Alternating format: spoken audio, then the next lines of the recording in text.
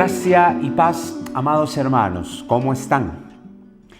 Hace más o menos cerca de 2000 años, entre los años 55 y 56 después de Cristo, el apóstol Pablo, movido por la gracia de Dios, el favor de Dios, por la inspiración de Dios, él escribe las epístolas, que son las cartas a las diferentes iglesias de las cuales él estaba acompañando como apóstol. Allí él escribe el libro de Romanos, donde maravillosamente tiene una expresión abierta de cómo es que él nos explica que en la gracia y el favor de Dios fuimos justificados, somos santos, estamos en el proceso de la santificación y todo esto. Y es allí donde las personas reaccionan de una manera impresionante. Hoy es la misma reacción en muchas de ellas cuando escuchan acerca de la gracia. Hablar de la gracia, muchos inmediatamente escuchan, porque la gracia es el favor de Dios, el favor inmerecido, el amor de Dios, el perdón completo, la actitud que Dios tiene hacia nosotros de su amor, que muchos de manera inmediata lo confunden con condescendencia para el pecado o con algunas perspectivas de que si Dios es alguien que me perdonó completamente los pecados que cometía antes, los que estoy cometiendo hoy y ciertamente los que voy a cometer mañana por su carácter, por su forma de ser, por lo que Él estableció, porque Él llevó todos nuestros pecados a la cruz. Entonces, ¿qué significa eso? Que el pensamiento inmediato para muchos es, entonces mañana puedo pecar porque igual ya estoy perdonado, mañana puedo pecar porque igual el Señor siempre me va a perdonar y porque estoy en la gracia. Entonces, de manera increíble, el mismo pensamiento de hace 2000 años es el mismo pensamiento que existe en muchas personas hoy. Y es que tiene que ver con los asideros aún, los hábitos de pecado que hay en nuestra carne. Nuestra carne ha sido siempre la misma.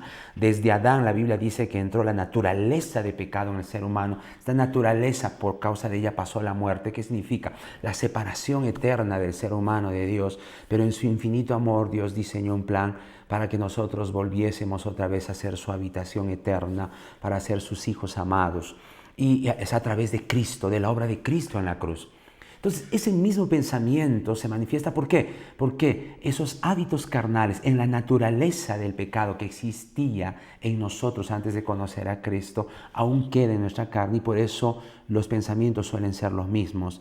Y es allí donde hace cerca de 2000 años, el apóstol Pablo escribe y dice en Romanos capítulo 6, verso 1, dice así, ¿qué pues diremos? ¿Perseveraremos en el pecado para que la gracia abunde? Es lo que la gente comenzaba a decir. Entonces vamos a pecar, vamos a perseverar, vamos a seguir. Esa palabra perseverar en el idioma original es insistir, permanecer, quedarse. O sea, entonces pequemos, permanezcamos o quedémonos en las prácticas que antes hacíamos. Y la respuesta en el versículo 2 es tan firme. De ninguna manera. De ninguna manera. Y no es solo una imposición lógica, es una imposición de un mandato legal, una posición de iglesia, no, de ninguna manera. ¿En qué consiste esa radicalidad de decir de ninguna manera? Absolutamente. En una posición en la cual tú tienes que entender quién eres, entender tu identidad. Cuando hablamos de la gracia de Dios, estamos hablando acerca de la relación de Dios hacia nosotros. ¿Qué es lo más importante?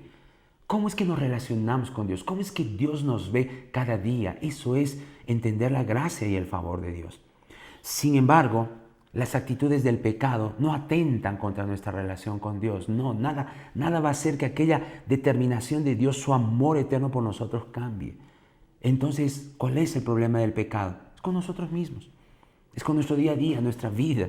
Y es ahí dice, porque los que hemos muerto al pecado, ¿cómo viviremos aún en él? Te está hablando de tu nueva naturaleza. Cuando tú has muerto al pecado, cuando él dice que tú has muerto al pecado, significa que ya no está en tu naturaleza el pecado. Ya no es parte de ti. Tú eres una nueva criatura en Cristo Jesús. Las cosas viejas pasaron. Tú tienes una nueva naturaleza, la naturaleza de Dios. Pero ¿por qué entonces hay esas sensaciones aún de pecado? Porque nuestra carne tiene hábitos aún pecaminosos. Durante años, lejos de Cristo, tu carne aprendió a vivir lejos de Dios, lejos del Señor. Entonces nuestra alma, que es nuestra carne, nuestra mente, nuestras emociones, nuestra sensación, están en un proceso de transformación. Proceso de transformación. Nosotros ya somos salvos por la gracia, tenemos nueva naturaleza. Entonces tú tienes que entender que has muerto al pecado, ya no es parte de ti. Esos pensamientos que afloran, entonces no son parte de tu nueva naturaleza, sino de los hábitos carnales que aún quedan en ti. Porque como un hijo de Dios, que es santo, justo, que experimenta gracia, favor inmerecido, no merecíamos nada y Él nos perdonó, podría estar pensando, entonces mañana puedo pecar porque Dios me perdonó. No está en tu naturaleza, ya no es parte de ti. Por eso es la expresión ninguna manera.